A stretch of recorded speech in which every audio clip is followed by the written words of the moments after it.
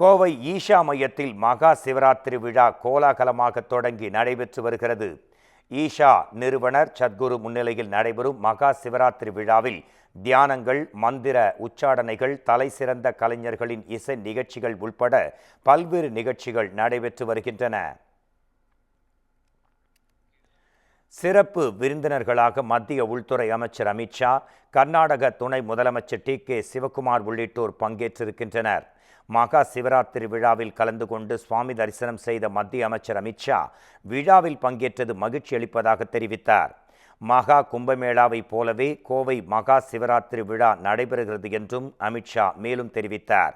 மத்திய அமைச்சர்கள் அர்ஜுன் ராம் மேக்வால், எல். முருகன், ஒடிஷா ஆளுநர் ஹரிபாபு, பஞ்சாப் ஆளுநர் குலாப்சந்த் கட்டாரியா, மகாராஷ்டிரா அமைச்சர் சஞ்சய் ரத்தோட், பாஜக மாநில தலைவர் அண்ணாமலை உள்ளிட்டோரும் இதில் பங்கேற்றிருக்கின்றனர்.